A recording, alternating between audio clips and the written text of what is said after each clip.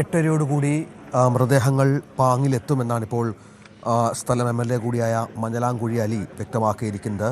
9 മണി മുതലാണ് പൊതുദർശനം സജ്ജീകരിച്ചിരിക്കുന്നത്. 1 മണിക്കൂറോളം പൊതുദർശനമുണ്ടാകും എന്നാണ് കരുതേണ്ടത്.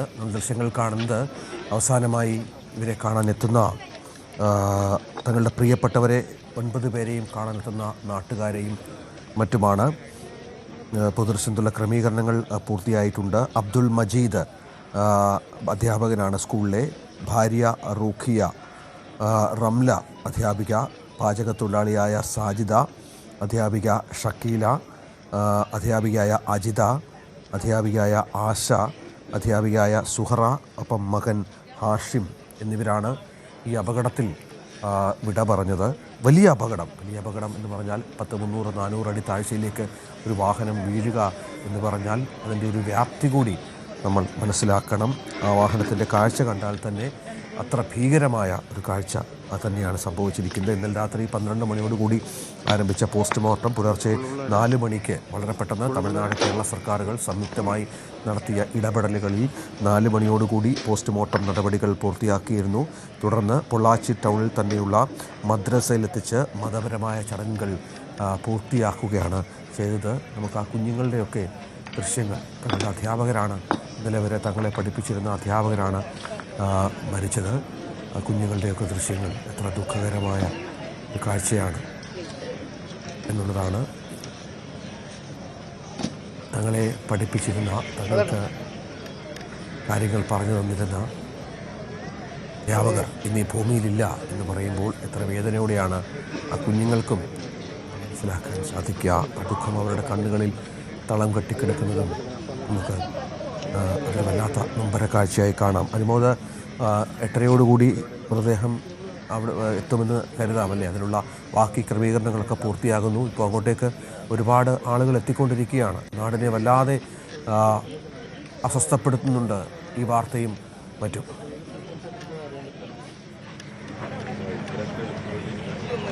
രാജ്യത്ത് അങ്ങനെ തന്നെയാണ് കരുതുന്നത്. 8:30 തന്നെ മൃതദേഹങ്ങൾ ഇവിടേക്ക് എത്തിച്ചേരുമെന്ന് തന്നെയാണ് പറയാൻ കഴിയുന്നത്.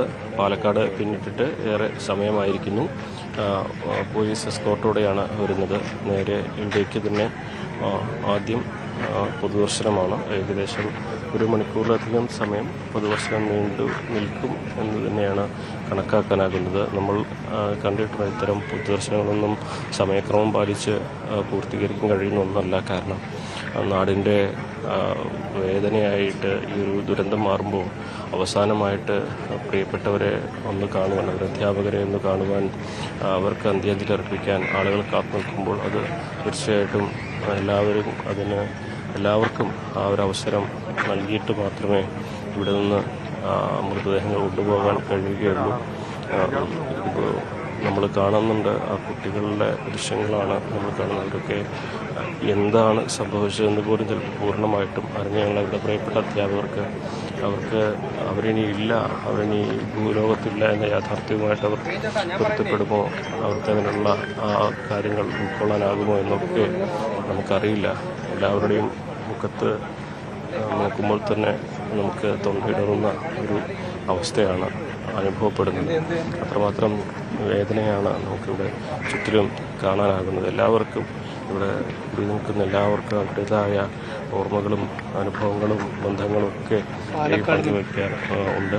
ആ ഒരു വലിയ വേദന അത് മറികടക്കാൻ ഈ ഒരു നാട് ഏറെ പാടുപെടുമെന്ന കാര്യത്തിൽ സംശയമില്ല. കാരണം അത്രമാത്രം പ്രിയപ്പെട്ടവരാണ് അവർക്കെല്ലാം, ഈ നാടിനെല്ലാം തന്നെ. ഇവരൊക്കെ നിങ്ങളൊക്കെ നാട്ടുകാരല്ലേ, ഇവിടുത്തുകാരല്ലേ? നിങ്ങളൊക്കെ ഇവിടുത്തുകാരല്ലേ? ഇന്നലെ രാത്രി മുതൽ ഇവിടെ തന്നെയാണ്. പരിചയമുണ്ടോ അധ്യാപകര്? പിന്നെ നമ്മൾ പഠിപ്പിച്ച അധ്യാപകരല്ലേ? പാങ്ങ LP സ്കൂളിൽ എന്നെ പഠിപ്പിച്ച അധ്യാപികയാണ് ഒരാൾ. പിന്നൊക്കെ നമ്മളെ പരിസര പ്രദേശങ്ങളിലും നമുക്ക് അറിയാവുന്ന ആൾക്കാരുമാണ്.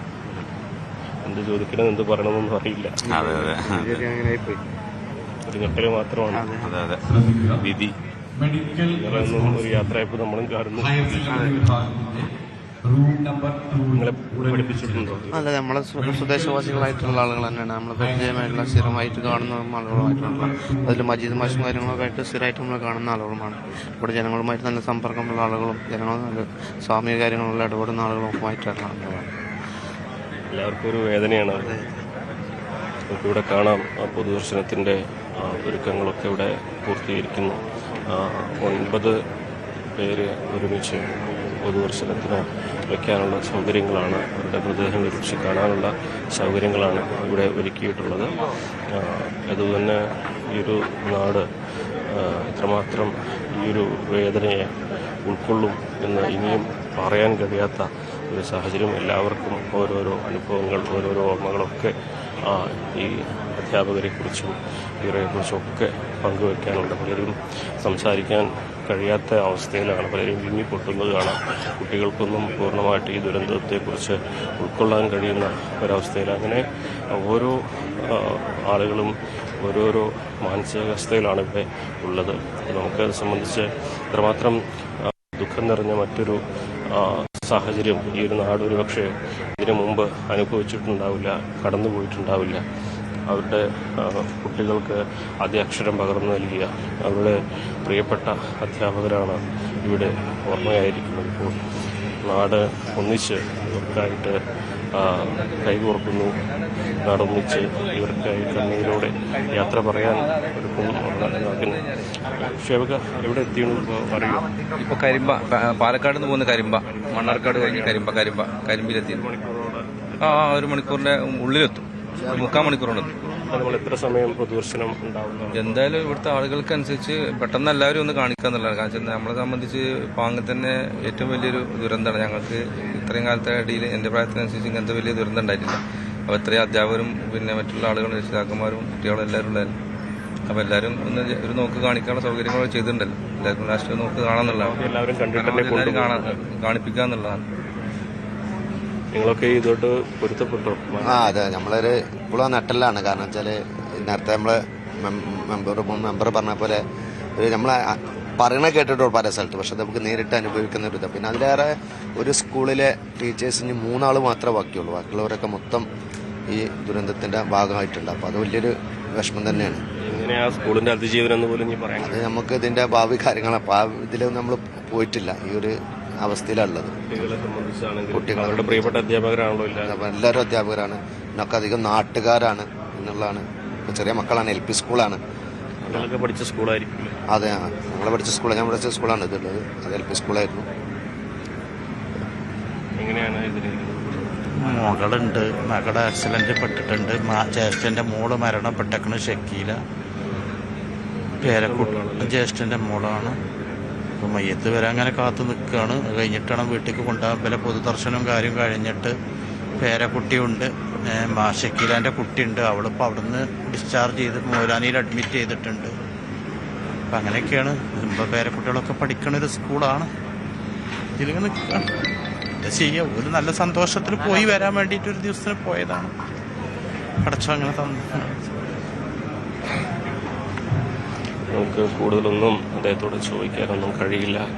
മരിച്ച ഷക്കീല ടീച്ചർ അദ്ദേഹത്തിൻ്റെ ജ്യേഷ്ഠൻ്റെ മകളാണ്, പ്രിയപ്പെട്ടവരാണ്, സ്വന്തം വീട്ടിലെ കുട്ടിയാണ്. അപ്പോൾ വേദന എങ്ങനെ അവർ പങ്കുവെക്കുമെന്നൊന്നും പറയാനാകില്ല. കാരണം അത്രമാത്രം ദുഃഖം നിറഞ്ഞു നിൽക്കുകയാണ് രഞ്ജിത്ത്.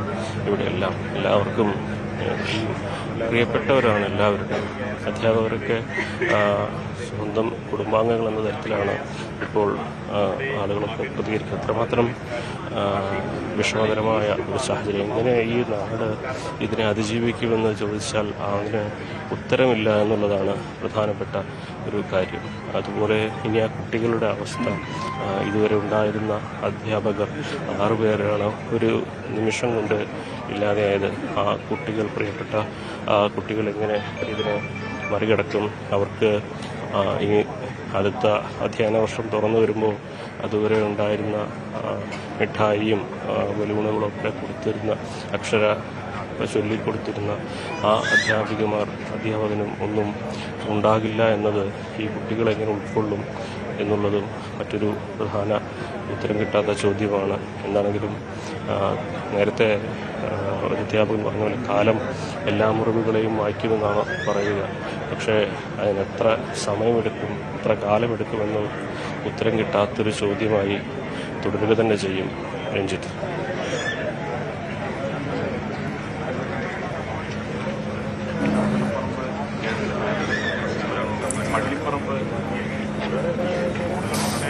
വലിയ സങ്കടവും വലിയ പ്രയാസവും അനുഭവിക്കുന്ന അന്തരീക്ഷം. ഒരു പ്രദേശം മുഴുവൻ, ഒരു ഗ്രാമം മുഴുവൻ വല്ലാതെ വിങ്ങുന്ന അന്തരീക്ഷം. നമുക്ക് ആ ദൃശ്യങ്ങളിൽ അത് കാണാം. തങ്ങളുടെ മക്കളെ പഠിപ്പിച്ചിരുന്ന അധ്യാപകർ ഒരു നിമിഷം കൊണ്ട് ഇല്ലാതാകുന്ന വല്ലാത്ത ഒരു സാഹചര്യത്തിലൂടെ ആ ഗ്രാമം കടന്നു പോകുന്നു.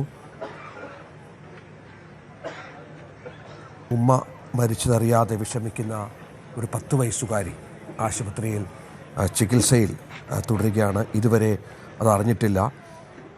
ഡോക്ടർമാർ നോക്കിക്കൊണ്ടിരിക്കുന്നു എന്നാണ് 10 വയസ്സുകാരി മസ്നിനോട് സമീപത്തുള്ളവർ പറഞ്ഞത്. അപകടത്തിൽ മരിച്ച ഷക്കീനയുടെ മകളാണ് മസ്നിൻ. ആർക്കും ആശ്വസിപ്പിക്കാൻ സാധിക്കാത്ത വിധം ആ കുട്ടി അവിടെ ആശുപത്രിയിൽ ചികിത്സയിലാണ്.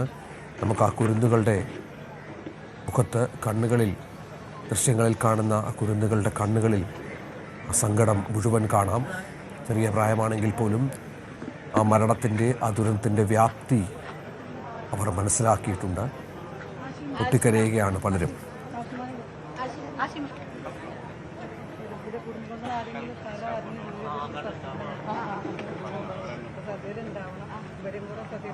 എന്നും ചിരിച്ചു മാത്രം കാണുന്ന മുഖങ്ങൾ ആ നാടിന് സങ്കടക്കാഴ്ചയായി. ഇപ്പോൾ അല്പസമയത്തിനകം ജീവനറ്റ ശരീരങ്ങളായി നാട്ടിലേക്കെത്തും.